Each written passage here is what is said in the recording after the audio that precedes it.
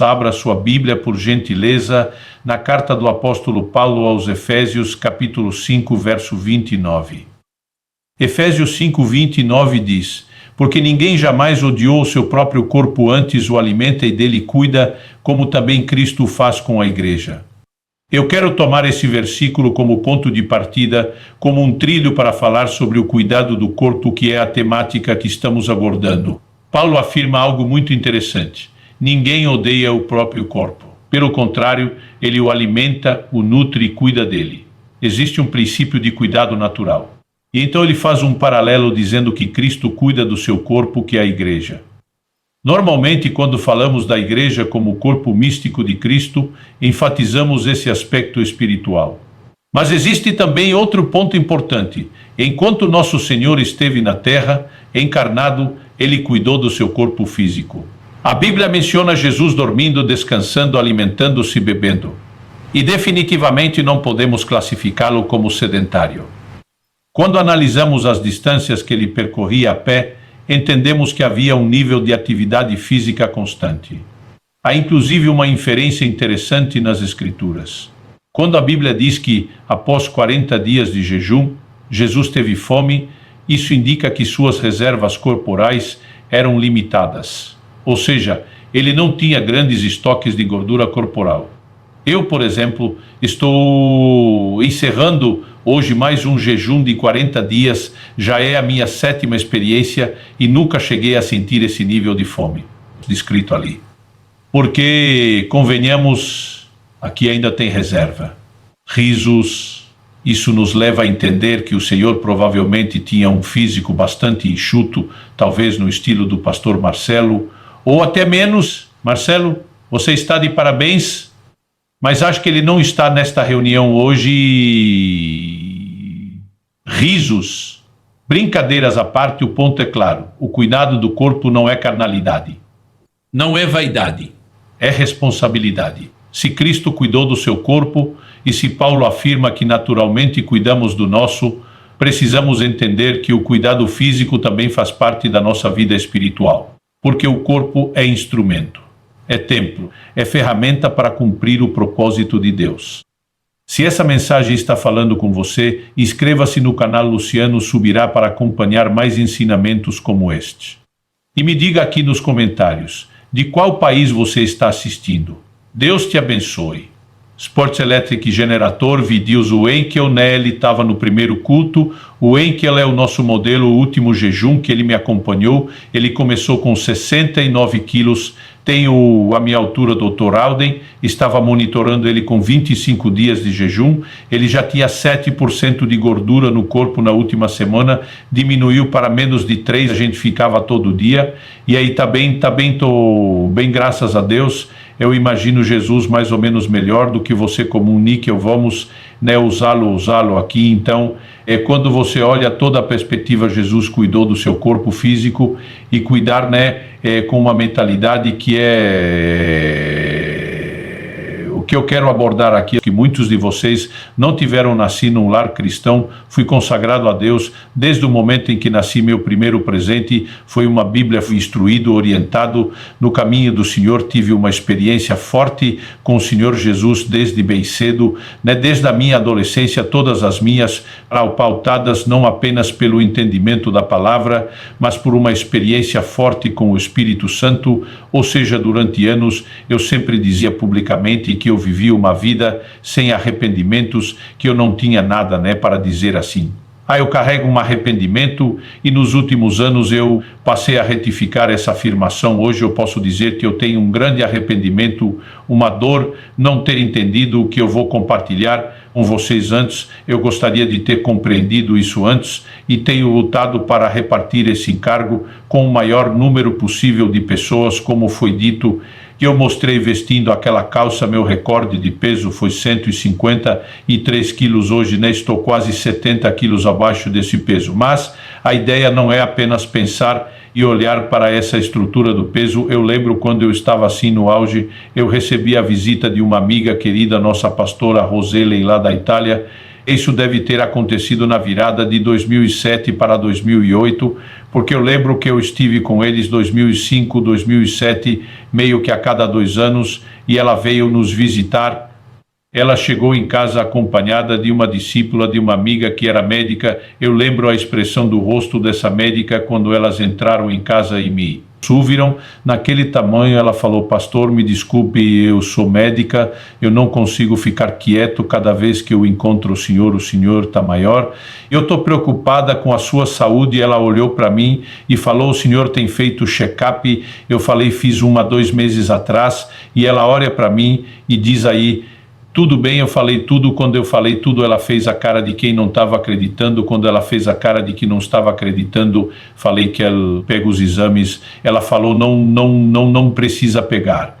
Eu falei: você está fazendo uma cara de que não acreditou no que eu falei. Ela falou: desculpa, é difícil acreditar que o senhor com esse peso esteja tudo bem, mas considerando que o senhor ainda é novo, eu não quero olhar o exame, mas ainda assim ela checou. Ela falou: açúcar no sangue, diabetes, tudo em ordem, pressão alta, triglicérides, colesterol. Foi fazendo as perguntas. No final ela falou assim: quem é que fez esse check-up? Foi um cardiologista. Falei: foi ela. Diz: o que é que ele te falou? Eu falei: olha, ele estava meio desgostoso. Eu lembro que ele jogou o envelope com os exames na mesa, aquilo veio rodando, bateu no meu peito. Ele falou: digamos que o senhor tem mais sorte do que juízo, não era para com um peso desse estar com tudo tão bem.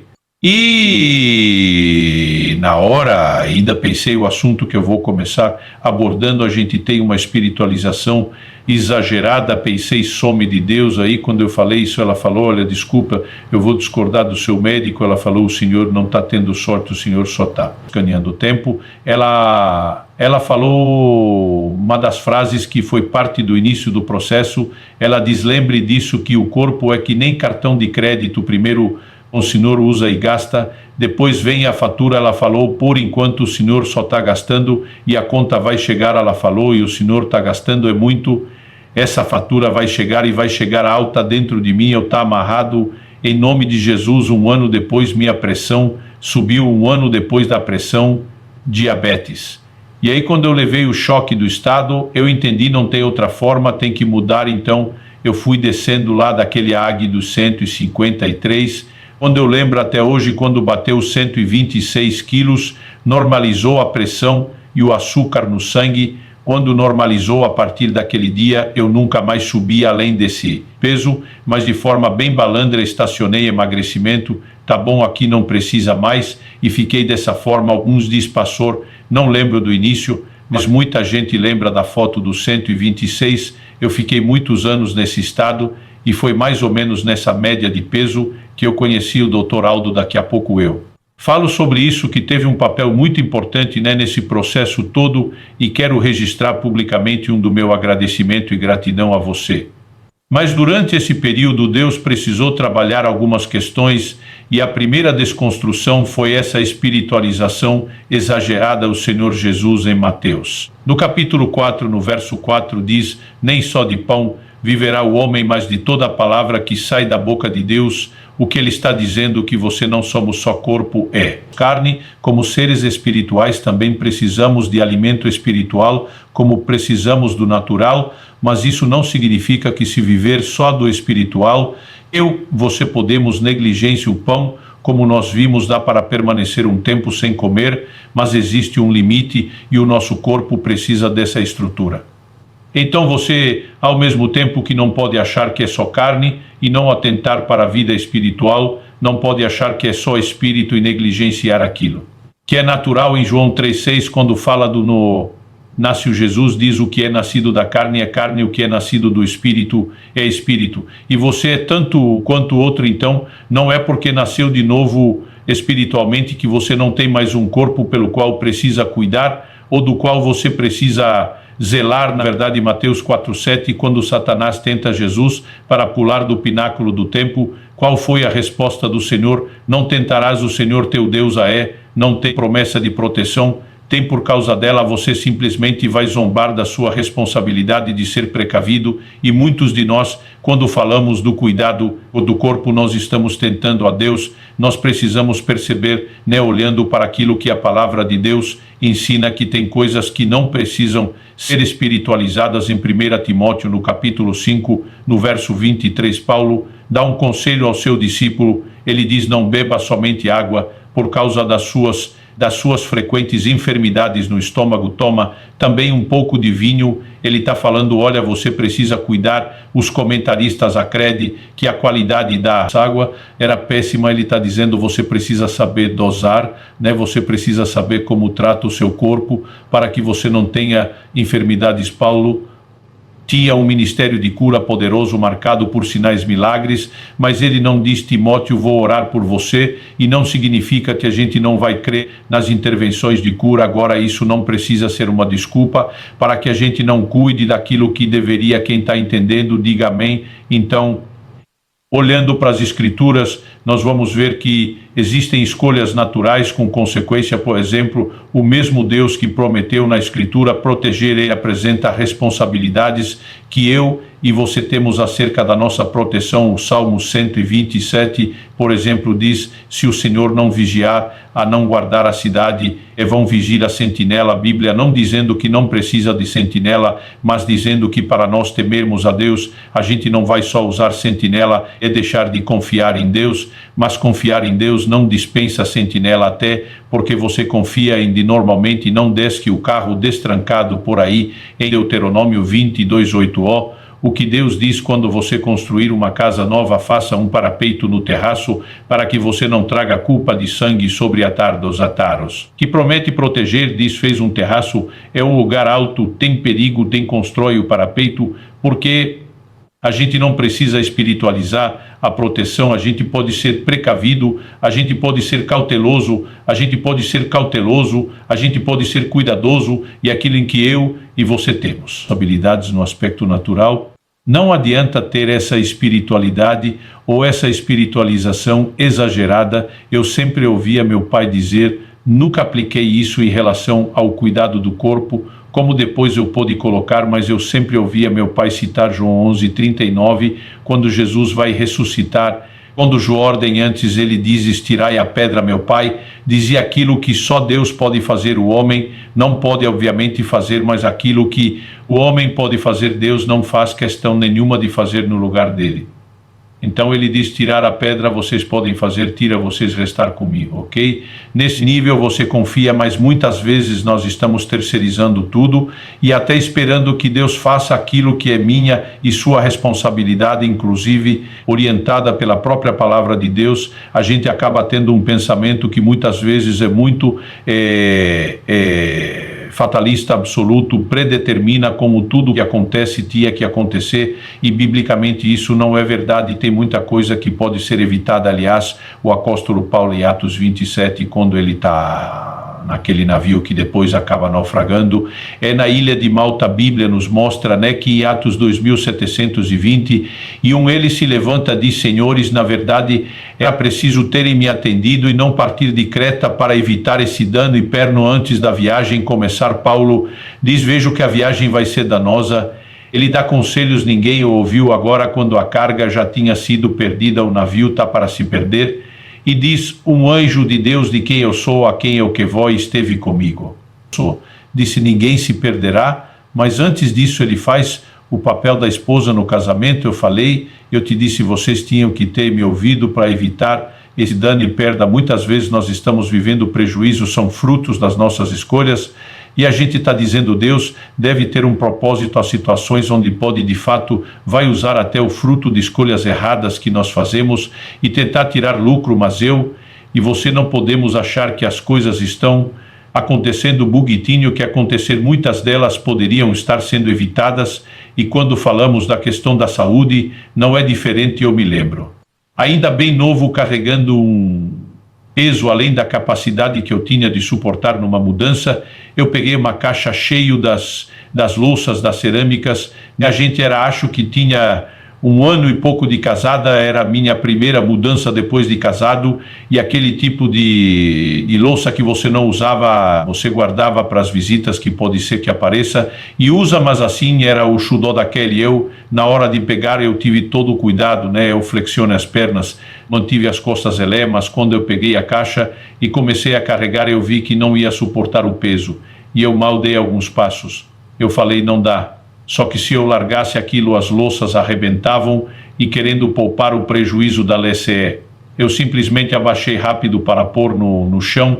Eu ouvi o estalo das costas, eu não consegui mais levantar do chão, eu tive algumas hérnias de disco, passaram a pinar o ciático, eu fiquei 15 dias na cama, quase um mês sem conseguir andar. Aquilo foi um processo delicado. O ortopedista que eu fui me consultar era da igreja, e ele, depois de todos os exames, ele olha para mim e diz, pastor, nem cirurgia resolve o seu problema. Ele falou por senhora entender a gravidade e disse, ou o senhor aparece com uma dessas histórias que conta no púlpito, ou a sua vida estará e a sua mobilidade limitada para o resto da vida. Não há o que faça que garanta que você volte ao normal.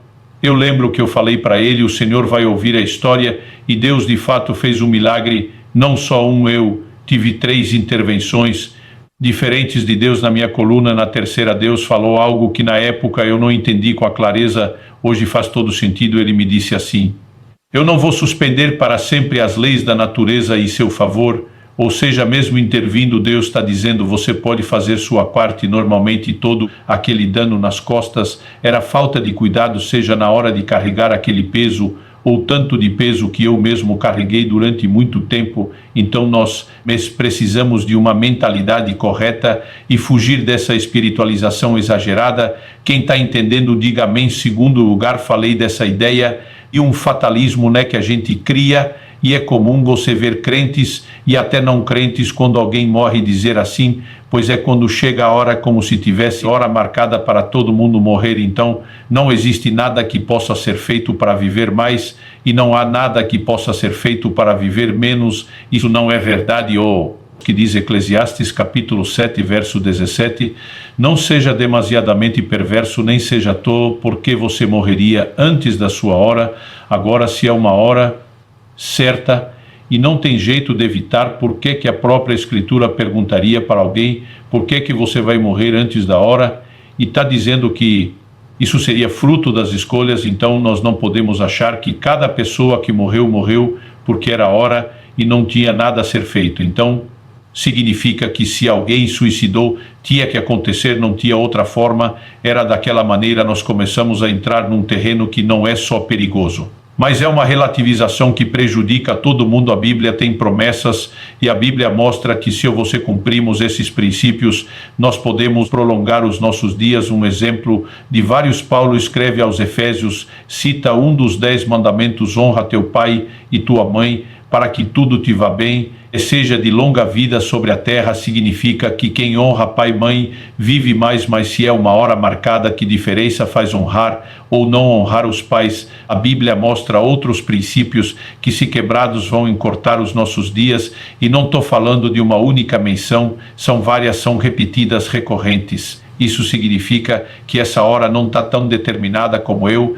e você achamos. Todo dia alguém me disse, mas o Salmo 13.916 diz, todos os meus dias foram escritos no teu livro, quando nenhum deles ainda existia. Eu falei, não confunda a presciência. Um Deus conhece tudo o que você vai viver de antemão, com predeterminação. Completamente diferentes. Deus conhece os seus dias, pode registrá-los antes que você os viva. Não significa que você não tem escolhas, e muito menos que não vá colher os frutos e o resultado das escolhas. Então, em segundo lugar, em primeiro, abordei a ideia de visualização exagerada. Segundo lugar, eu quero ser até breve aqui, porque eu quero gastar um pouquinho mais de tempo no terceiro tópico. Eu quero usar uma expressão que eu lembro do título de um filme, não sei se o original no inglês era assim, mas na adolescência a tradução era o céu pode esperar. Eu quero traduzir isso. Paulo diz, eu desejo partir e estar com Cristo. Ele disse para mim, o morrer é lucro, é incomparavelmente melhor disso. Mas por causa de vocês, Filipenses capítulo 1, eu vou ficar um pouco de tempo mais. O que Paulo está dizendo está lá, é maravilhoso. Mas o céu pode esperar, nós vamos ter eternidade toda. Então eu e você precisamos entender que as escolhas que podemos fazer, Paulo está dizendo, eu escolho ficar, e como nós escolhemos isso, se há uma hora determinada, como é que Ezequias ora e ganha mais 15 anos de vida, mudando aquela sentença, como é que Elias escolhe antes da hora e Deus aceita e vai embora. Agora há muitas formas de você aumentar ou diminuir os dias, não é só com princípios espirituais, fé ou a falta de fé e a desistência, a forma como eu e você tratamos o corpo determina a duração dele. Então, quando nós falamos do cuidado do corpo, não falamos apenas de longevidade. Uma frase que eu gosto é Suvi, do Aldrin, e passei a repetir, nós não queremos apenas mais anos de vida, mas também queremos ter vida nos nossos anos. Então significa que você pode aumentar a duração, mas eu e você podemos garantir o inverso, a qualidade de vida que vivemos de agora. Mas pastor, se a Bíblia está dizendo morrendo esta hora, tem uma hora certa genericamente, tem em João no capítulo 5, no verso 26, a Bíblia diz: em robusta velhice você descerá à sepultura, como se recolhe o feixe de trigo no tempo certo. Qual o tempo certo? Não é quando está verde, é quando está maduro, e a Bíblia chama essa estação de seca e colhido robusta velhice. É uma velhice, mas com saúde. Jó 4:2-7 diz: e assim Jó morreu após uma longa velhice. Então esse é o plano genérico. Pastor, pode ter exceções. Claro, a gente olha para muitos que foram mártires do Evangelho, não morreram naturalmente, mas mesmo Paulo e Pedro, que foram martirizados, a Bíblia fala deles já numa idade velha. Paulo, antes de morrer, diz: eu, Paulo, o velho, nós sabemos que idade Estevão tinha quando faleceu, mas se alguém partir por outro motivo antes da hora, que não tenha sido negligente, outro dia alguém falou para mim, mas porque eu vou cuidar da saúde, de repente eu me esforço para isso. E daqui a pouco morri de acidente. Falei, pelo menos você garantiu saúde no tempo que viveu. Falei, agora o que te garante que o acidente vai acontecer? Então, pela possibilidade, você decide andar em deliberada negligência. Gente, qual a lógica disso? Um dia um pastor veio me chamar a atenção na época que sobrepeso, de subir, nós precisamos de você servir no corpo de Cristo, você tem que se cuidar, meu amigo, você não pode partir cedo. Olhei para ele, citando Paulo, na espiritualização exagerada, falei, para mim o morrer é lucro. Ele falou: se tu é a sorte de morrer, porque quando não se cuida com você, a maioria não consegue morrer de cara, não vai para uma cama, vive uma vida miserável, incomoda a família, e de repente aquilo começou a me assustar. Falei, eu nunca pensei nesse outro lado, mas a verdade é que o céu pode esperar. Então, se eu e você entendemos o que é a hora certa e qual a nossa responsabilidade, as coisas vão mudar. Um pastor me confrontou mais ou menos em 2013.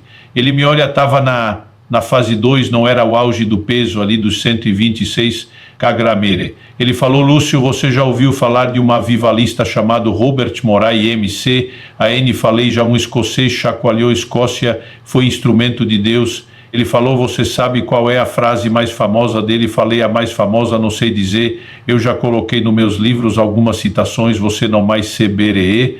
E você não consegue, você não conhece a Asi. Eu falei qual é, ele falou: você sabia que esse homem de Deus, Escócia, morreu aos 29 anos, não e sabe o que ele, Asi, disse no lei de morte. Respondi: não há. Frase foi essa, abre aspas: Deus me deu um cavalo real, foi abortado por uma condição de saúde que poderia ter sido evitada aos poucos. Essas pancadas que produziram hematomas menores na época foram fazendo sentido junto e teria o seu resultado nem impactante na hora certa. Pastor K, não podemos viver de espiritualização exagerado. O céu pode esperar. Já entendi esses dois aspectos. Quando falamos de cuidados, quais são os cuidados necessários? Então me deixa apresentar de uma forma muito resumida algumas coisas que eu tenho entendido. A primeira delas diz respeito à nossa responsabilidade, e primeiro aos Coríntios, no capítulo 6, se você puder, abra lá comigo, primeiro aos Coríntios, capítulo 6, a partir do verso 13, o apóstolo Paulo diz assim, vou ler do 13 ao 20, os alimentos são para o estômago existe para os alimentos, mas Deus destruirá tanto o estômago Quanto aos alimentos, porém, o corpo não é para a imoralidade, mas para o Senhor, e o Senhor para o corpo. Deus ressuscitou o Senhor e também nos ressuscitará pelo seu poder. Vocês não sabem que o corpo de cada um de vocês é membro de Cristo? Será que eu tomaria os membros de Cristo e os faria membros de uma prostituta?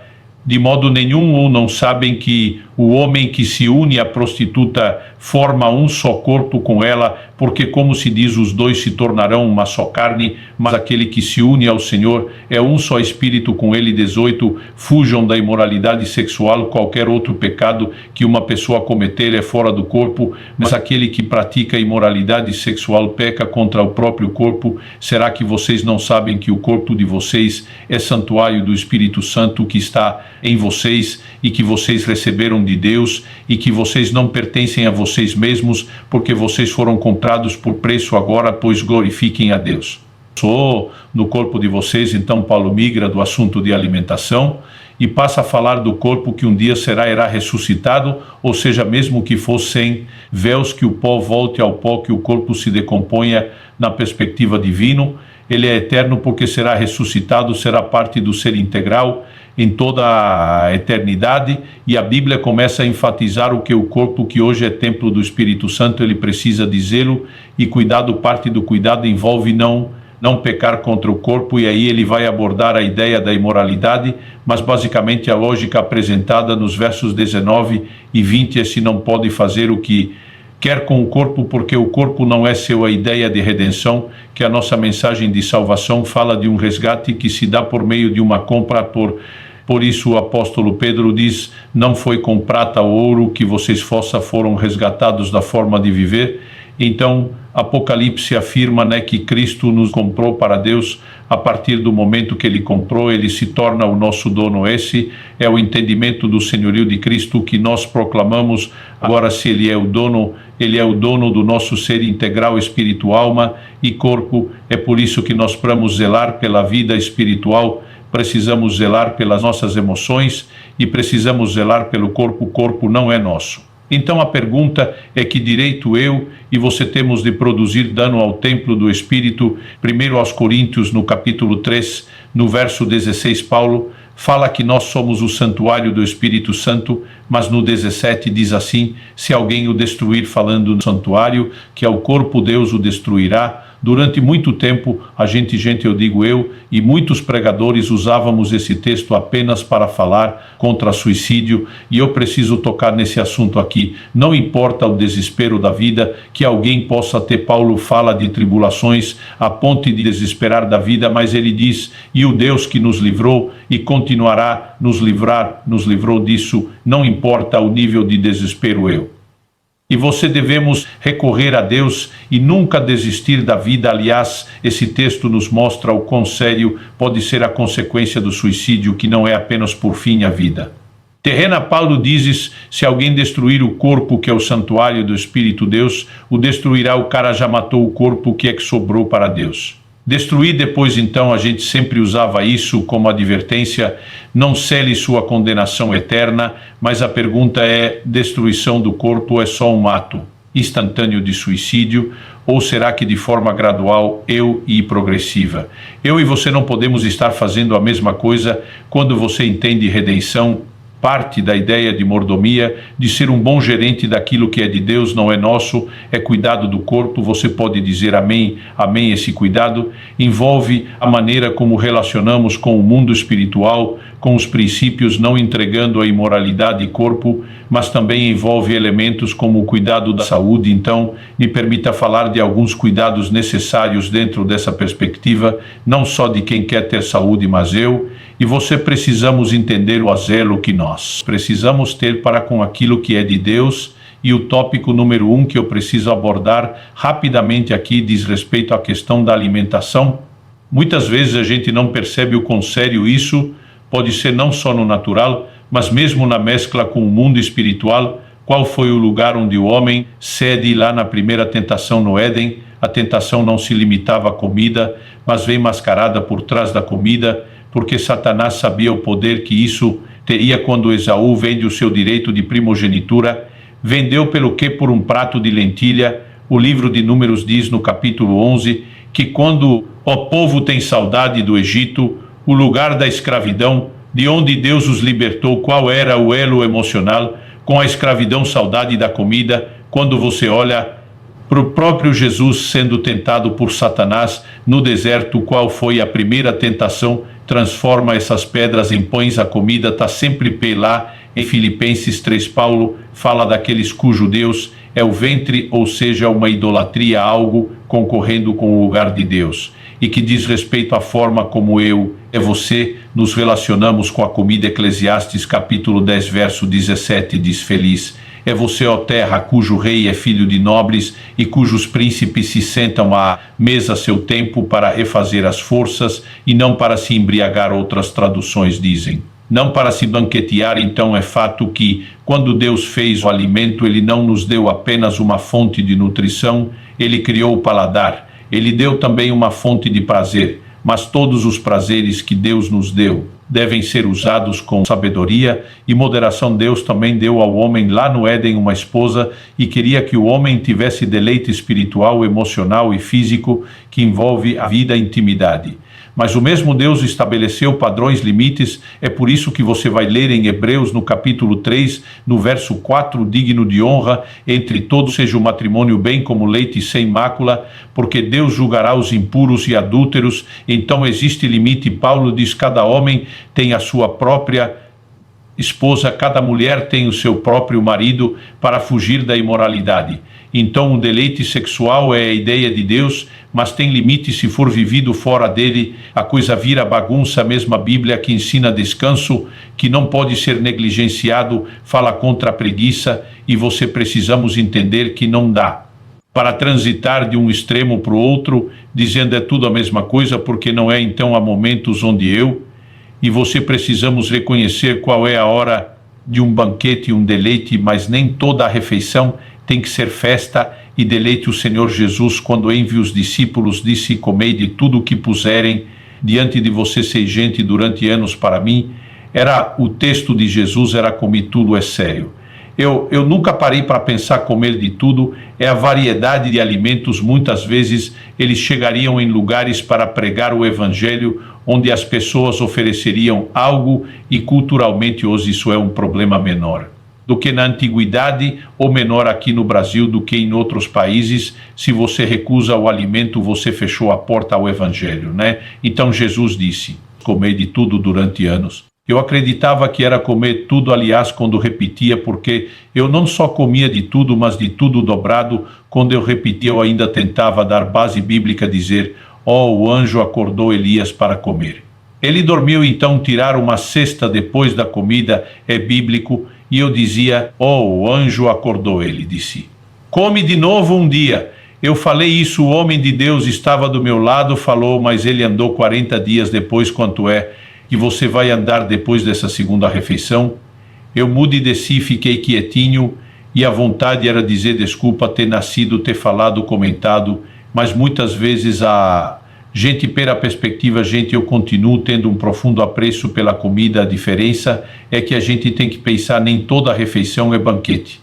Nem todo dia você precisa comer tanto ou comer de tudo, e nós podemos mudar algo. Primeira carta de Paulo aos Coríntios, capítulo 10, verso 30, e diz: portanto, se vocês comem ou bebem ou fazem qualquer outra coisa, façam tudo para a glória de Deus. Durante muitos anos eu não comi para a glória de Deus, eu não bebi para a glória de Deus, e hoje eu não apenas me arrependo, mudei minha vida, mas tenho uma missão de mudar a sua também. Deus, a alimentação é algo sério. Eu não vou entrar no elemento científico, mas o intestino tem sido chamado pelos médicos, pela ciência, de o segundo cérebro. Todo o seu sistema de imunidade, ele é determinado pelo seu destino, praticamente, vou dizer todo, mas de forma bem abrangente. O equilíbrio hormonal, a maior parte das doenças hoje provém de uma alimentação errada. Abre comigo em segunda livro de Reis, capítulo 4.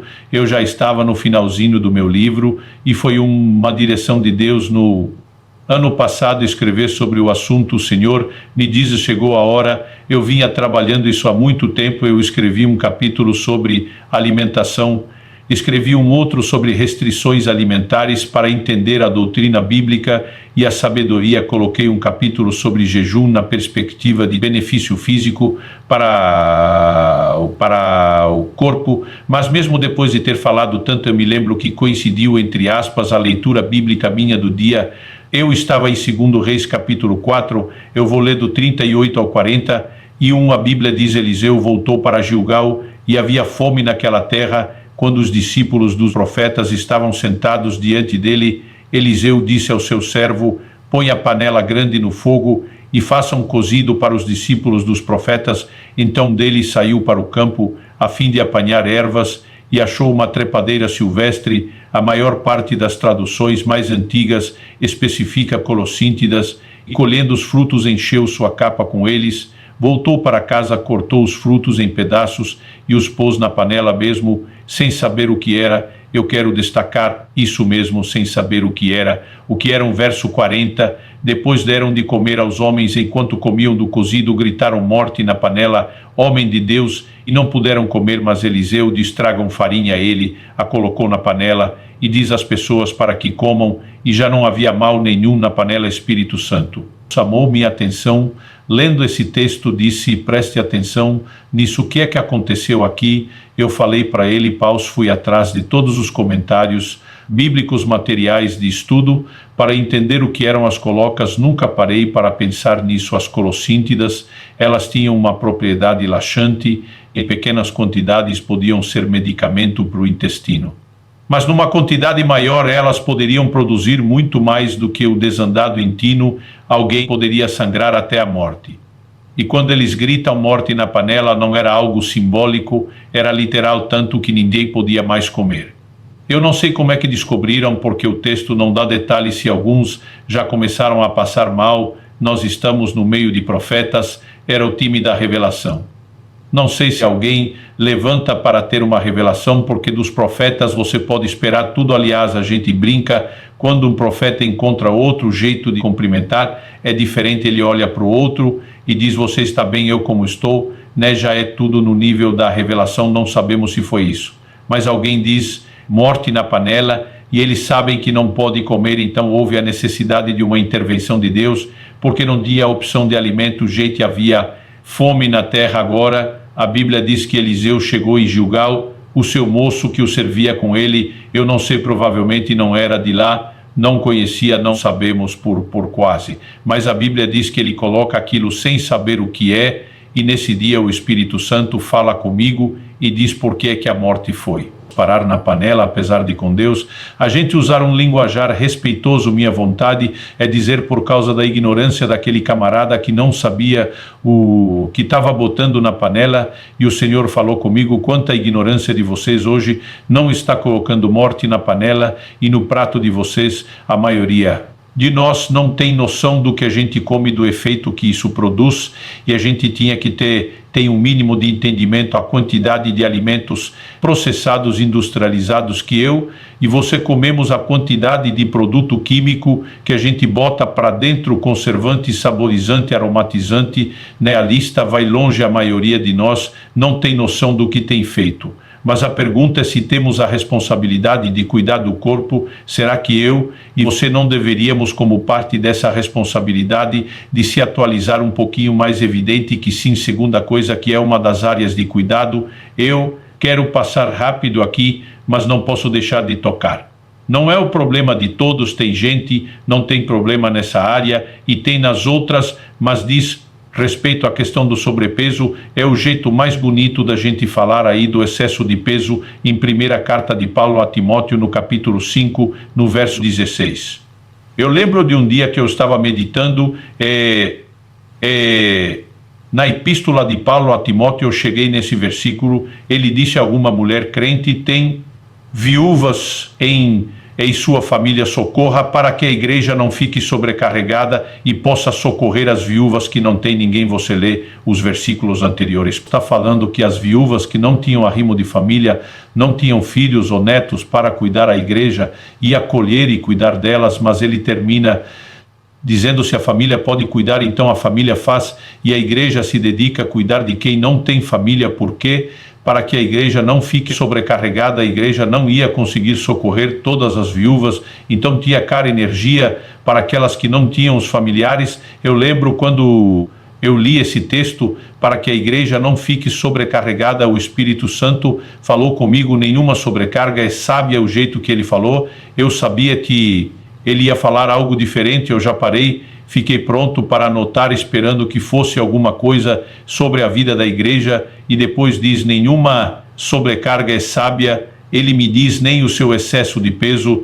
Esse foi um dos primeiros confrontos de Deus, já na fase 2, não era nem na fase 1, e de repente eu começo a pensar, se fica um prédio e não faz fundamentos que comportem o prédio, o que é que vai acontecer se não desmoronar? Vai dar um entortador de Pisa. Se você decide usar um automóvel, seja de um carro, uma caminhonete, a um caminhão, e carregar mais peso do que a suspensão suporta, qual é o final dessa história mesmo? A embarcação, se colocar mais peso do que pode, ela vai afundar ou naufragar. Agora, se para nós o estudo é tão claro, como é que a gente vai deduzir que pode passar uma vida, anos, com excesso de peso, achando que isso não produz dano ou resultado no corpo? E não estou nem falando só de sobrecarga nas juntas, vamos falar da sobrecarga ao coração, ao sistema cardiovascular.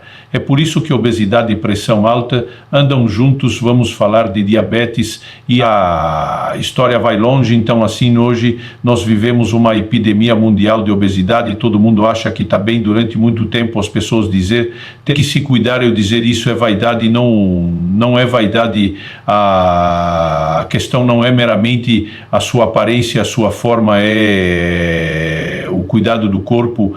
Então essa foi uma das áreas que Deus corrigiu, eu tive que tratar, e ela merece nossa atenção. Terceira, descanso. E agora quem está falando é o imperativo desses que andam no trifásico, não sei nem se eu estou no 220 ou numa voltagem superior. Durante muito tempo, sabe o que eu dizia que dormia, perdi tempo, dizer, passar um texto da vida dormindo. Eu lembro que um dia eu comentei com o médico e falei, se tivesse uma pia para tomar e não precisar dormir, eu tomava. Ele falou, a pia existe, graças a Deus que o Senhor não descobriu durante muito tempo. Falei isso. Eu lembro de uma conversa com o Aldrin em 2014, ele diz, Luciano, você precisa cuidar do sono, do descanso.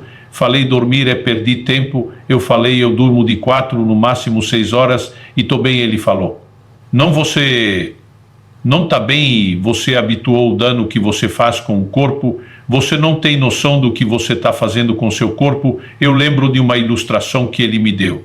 Depois de um argumento forte, e diz, o Criador faria o seu corpo com necessidade de descansar 8 horas.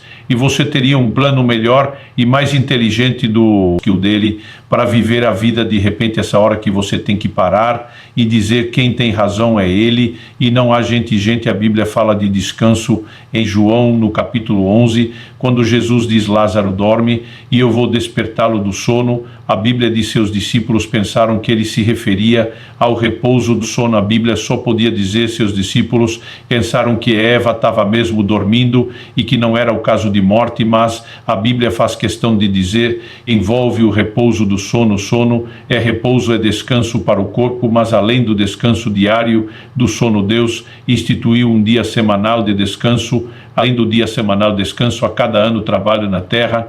O 7º era um dia de descanso, você sabe, porque o povo ficou 70 anos na Babilônia. Deus diz, terra está cobrando os sábados tudo aquilo que eu e você fazemos, desrespeitando os princípios que Deus estabeleceu. A conta chega depois, a fatura do cartão de crédito que você está lá passando, ela vai chegar. É uma questão de tempo. E ele olha para mim, e você já conhece alguns daqueles parques de Orlando, falei. Já ele falou, não é tudo lindo e maravilhoso, falei. Ele falou, alguma vez você viu alguém dando manutenção, limpando? Pensei, nunca, eu mesmo. Fiquei surpreso, falei, como é que com aqueles milhares de pessoas, aquela estrutura toda, não existe limpeza ou manutenção?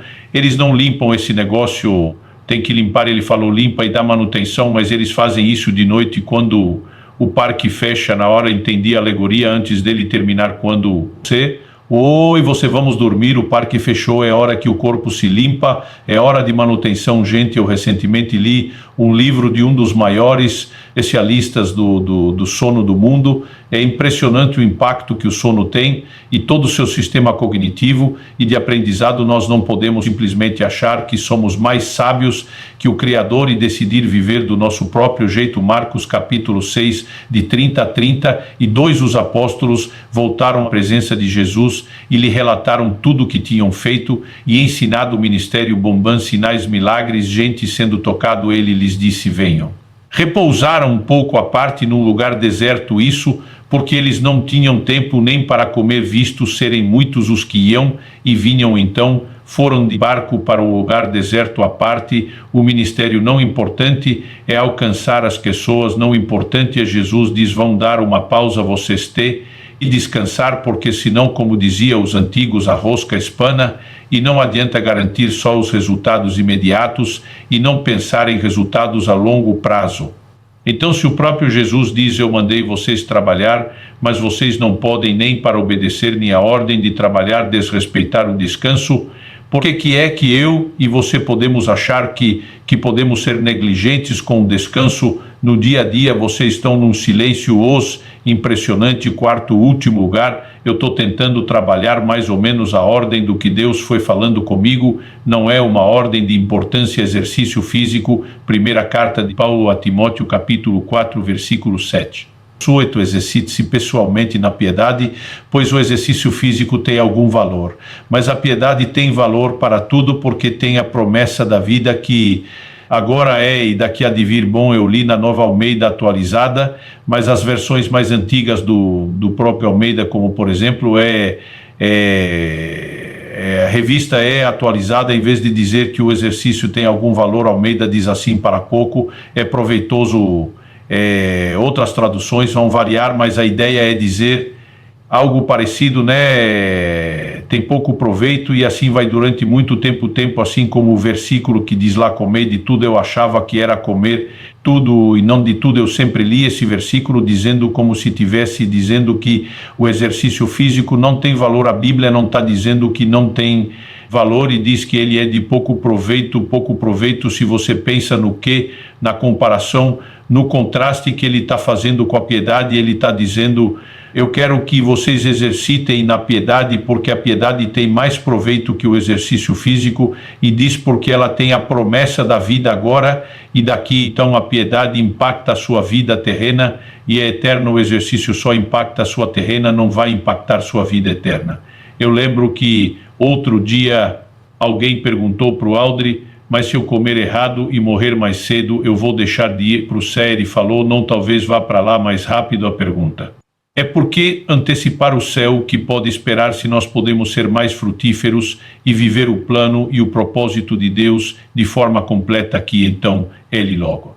O exercício físico não vai impactar seu galardão, sua eternidade, embora no próprio cuidado com o corpo e na sua vida espiritual. Eu não vou dizer para você que não tem peso agora. Vamos pensar o seguinte: Paulo fala de exercício físico, a gente pensa com a mentalidade de hoje, que é o que? Caminhar ou correr no parque, ir para a academia, mas você precisa pensar que hoje a gente precisa de academia e das outras coisas, porque nossa vida, pelos confortos da modernidade, ela se tornou sedentária. As pessoas daquela época, Tim Paulo escreve, ninguém era sedentário, era impossível ser sedentário naquela época. Eles não tinham automóvel, não tinham bicicleta, nem animais para transporte, eram usados em momentos pontuais e longas jornadas para quem tinha. Então, você precisa entender que todo mundo tinha o movimento. Eu tenho um controle no meu relógio da quantidade de passos para saber se eu me movimentei o mínimo possível. Então, às vezes eu estou esperando o aeroporto, eu fico indo e vindo, olhando se não der para exercitar hoje, que pelo menos eu ande o mínimo. Ninguém tinha problema com isso. Na época todo mundo andava mais do que o mínimo por causa das distâncias. O trabalho todo era físico. Gente, eles não tinham trabalho do escritório como eu e você. Hoje passamos o dia sentado no ar-condicionado, né, fisicamente falando, não fazendo muita coisa. Então todo mundo trabalhava a terra para tirar o seu sustento, tinha que plantar e colher, tinha que cuidar dos animais. O trabalho era físico, não existia essa ideia do negócio da construção civil, que nós temos hoje. Todo mundo tinha que construir sua própria casa com as mãos, tinha que fazer os seus móveis com as mãos, ou seja, não existia sedentarismo. E para esse povo que já tinha o mínimo de movimento, quando Paulo diz assim, o exercício físico para pouco, é proveitoso a palavra que ele usa no grego ginásio, e a academia que nós temos hoje, do que Paulo estava falando da cultura greco-romana de exercitar-se fora, além da movimentação do dia a dia. Era uma cultura que fomentou o que hoje eu e você vamos chamar de vaidade, que é o culto ao corpo, mas era um nível de exercício além do comum, e Paulo está dizendo mesmo esse além do comum. Para quem não é sedentário tem proveito. Então, como é que hoje eu e você vamos decidir que não tem proveito? E essa foi uma área que Deus pôde trabalhar muito forte na minha vida. Eu tinha uma limitação, vocês lembram, TRS anos atrás, de eu passar aqui 2 meses pregando sentado por conta de uma operação que eu fiz no joelho para poder voltar a me exercitar, e eu tive que decidir, organizar minha vida. Eu vejo um monte de gente dizer, não tenho tempo. Eu digo, não, você não tem prioridade. O que você tem tempo, dá um jeito hoje entre os 4 cultos agora à tarde. Eu me organizei ao longo do tempo, eu tenho academia dentro de casa e eu vou treinar no mínimo 1 hora, talvez 2 horas. Quando você entende a importância, você se organiza, quais são os resultados, você passa a ter uma vida saudável. Os neurologistas estão dizendo isso com a clareza de documentação material científico. Pesquisas como nunca antes, que a melhor prevenção PR, demência na velhice, não é só vou aprender outra língua, vou escutar música, vou fazer os jogos mentais. Eu tento fazer essas coisas todas, mas o que mais garante a neurogênese e formação de novos neurônios cardio, exercício cardiovascular, a irrigação sanguínea no cérebro. Nós precisamos entender a importância disso. Os médicos, os cientistas estão anunciando que nós vamos viver a maior epidemia de demência jamais vista por alimentação errada e por falta de exercício. Então, assim, a pergunta você não podemos ter uma mentalidade de investimento na nossa velhice? Por que não? Ok, pastor, é só o cardio também. Não, se você quiser garantir mobilidade, não só o equilíbrio básico, mas mobilidade na velhice, você também vai precisar do anaeróbico, ou seja, os musculação. Então, nós precisamos entender a forma e a maneira, e procurar corresponder com o cuidado do corpo, que se estenda a todas as áreas. Para terminarmos, ninguém consegue mudar tudo da noite para o dia, até porque a mudança é um processo. Você não muda comportamento sem mudar primeiro seus valores. Você pode repetir isso comigo? Diga, não se muda comportamento, não se muda comportamento sem mudar primeiro os valores, sem mudar. E, gente, os valores não mudam todos da noite por dia. Então, assim, eu lembro que eu ouvi alguns médicos falar, tem que cuidar pé da água. Eu não sei o que dizer, meu Deus, não dá para mudar isso tudo uma vez, mas você pode começar de forma gradual. Então eu comecei retirando tudo aquilo que era escandalosamente mais danoso, criei o hábito com isso,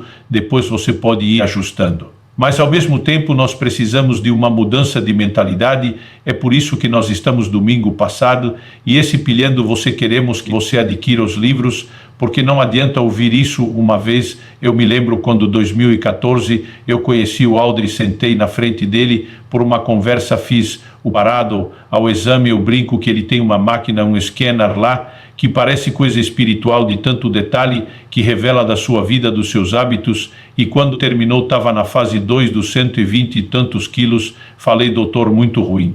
Ele falou melhor do que eu esperava, olhando o seu tamanho e o seu peso, mas ele olha para mim e diz assim: graças ao ortogonal molecular que te pegou 2 anos e meio atrás, te passou a suplementar com isso. E isso eu pensei, como é que ele sabe o tempo e o que eu estou tomando? Eu falei, não pode, que o Senhor viu o estudo nessa máquina. Ele falou, a máquina acusou uma resposta de melhora e percebendo o seu peso e o resto, dá para imaginar que você não cuida tanto de si. Então a gente elimina e entende que essa curva foi uma mudança alimentar. É onde eu tinha começado, mas naquela hora ele olha para mim, eu falei, não, realmente minha mudança, minha mentalidade vem mudando. Eu comecei a entender isso, aquilo. Ele olha para mim e diz, Luciano, eu sou um pregador, além de médico também sou pastor, um pregador, não prego tanto quanto você, nessa agenda intensa, mas prego, ele falou para mim algo frustrante, me disse: você partilha do sentimento, é ver gente que vem à frente no apelo, chora, diz,